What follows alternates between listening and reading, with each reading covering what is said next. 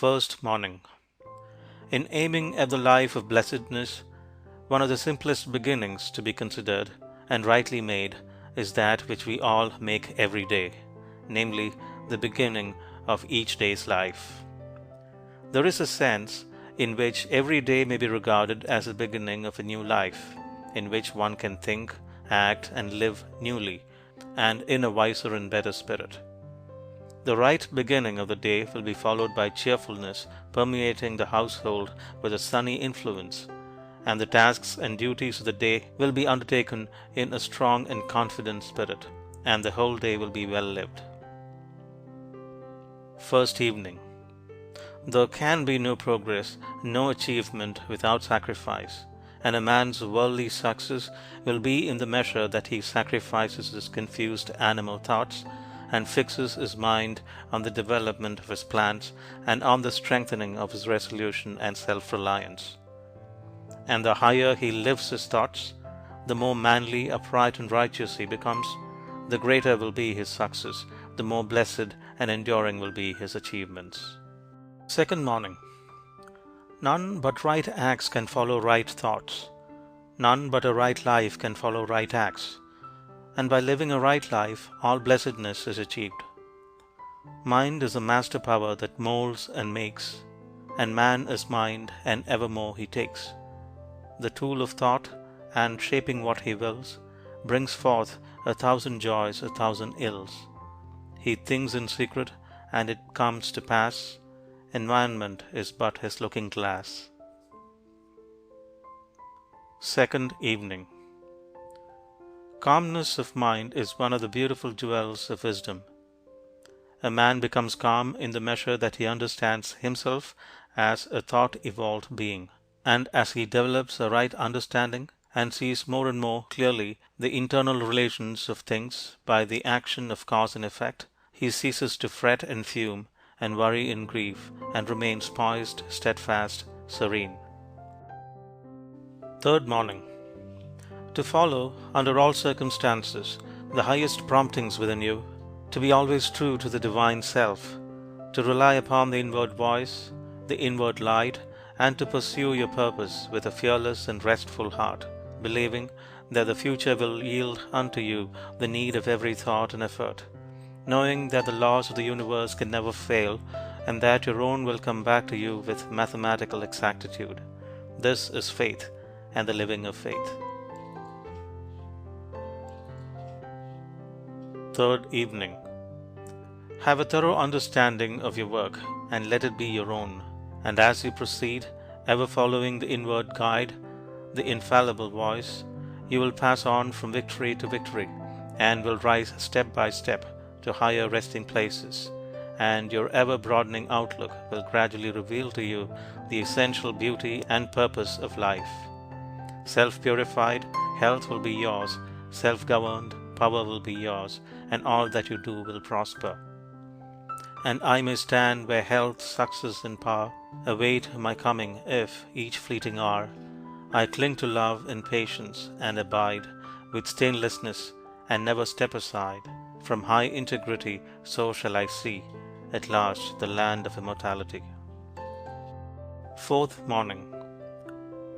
When the tongue is well controlled and wisely subdued, when selfish impulses and unworthy thoughts no longer rush to the tongue demanding utterance, when the speech has become harmless, pure, gracious, gentle, and purposeful, and no word is uttered but in sincerity and truth, then are the 5 steps in virtuous speech accomplished, then is the second great lesson in truth learned and mastered. Make pure thy heart, and thou wilt make thy life rich, sweet, and beautiful. Fourth evening. Having clothed himself with humility, the first questions a man asks himself are, how am I acting towards others? What am I doing to others? How am I thinking of others? Are my thoughts of and acts towards others prompted by unselfish love? As a man in the silence of his soul asks himself these searching questions, he will unerringly see where he has hitherto failed. Fifth morning. To dwell in love always and towards all is to live the true life, is to have life itself.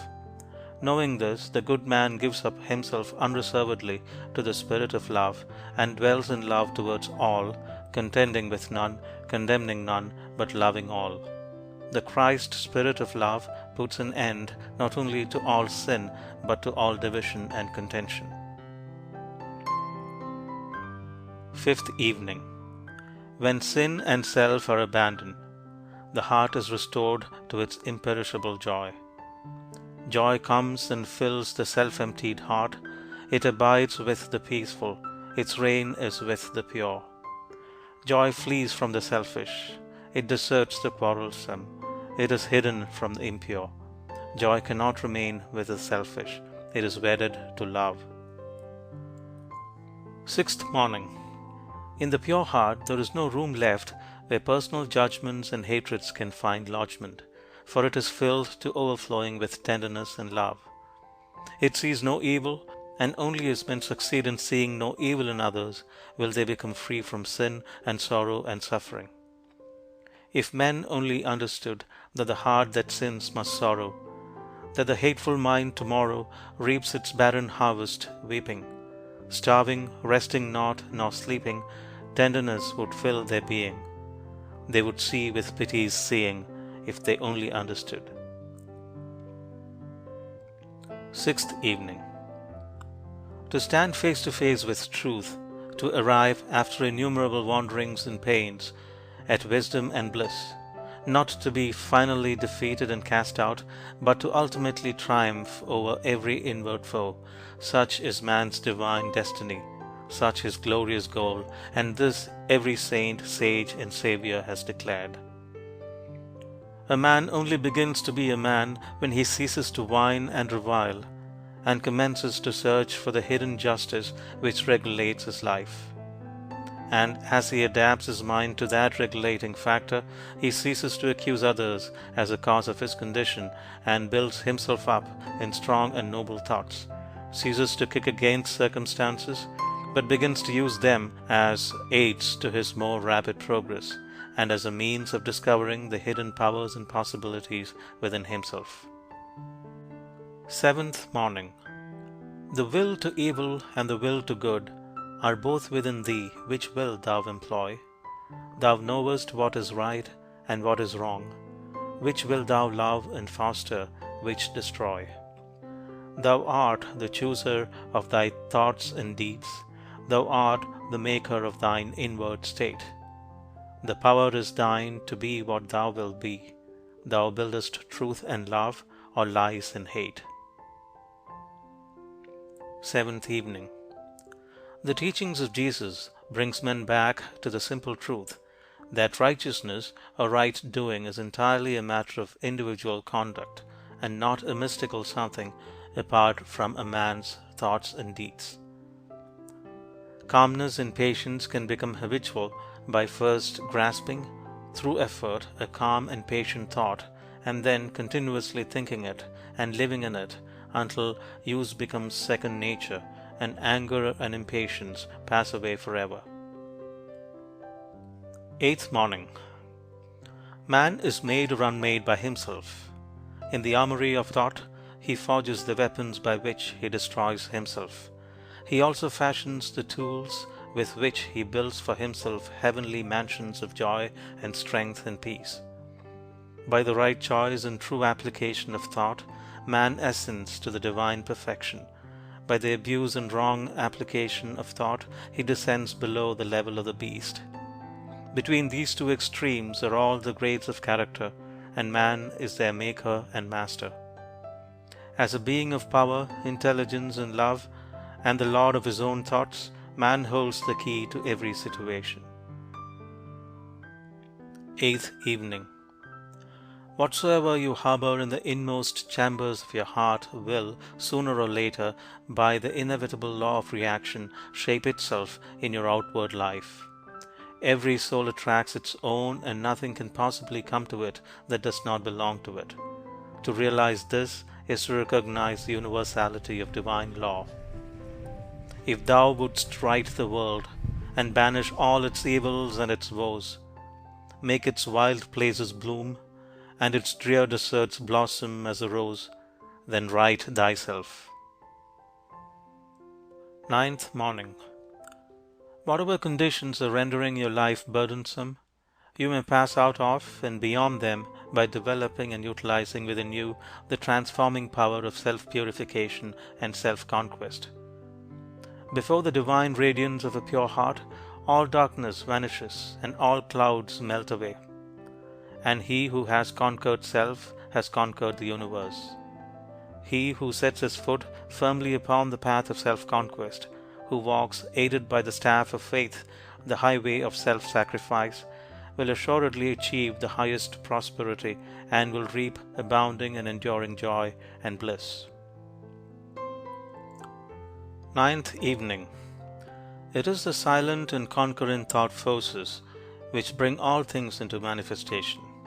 The universe grew out of thought.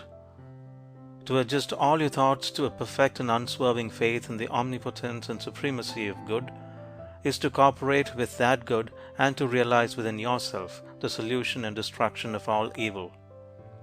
To mentally deny evil is not sufficient.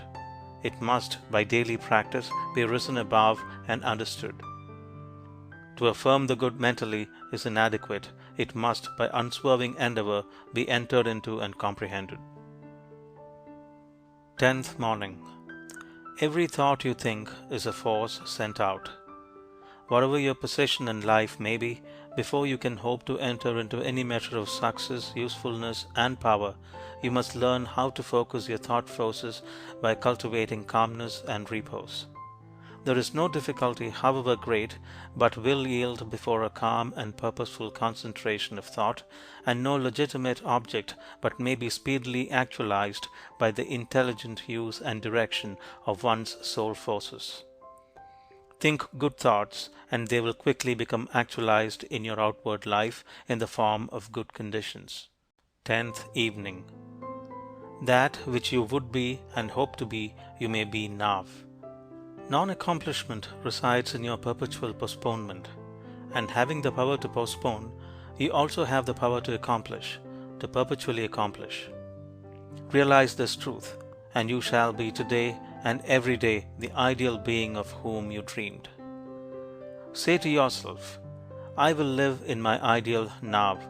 I will manifest my ideal now. I will be my ideal now. And all that tempts me away from my ideal, I will not listen to. I will listen only to the voice of my ideal.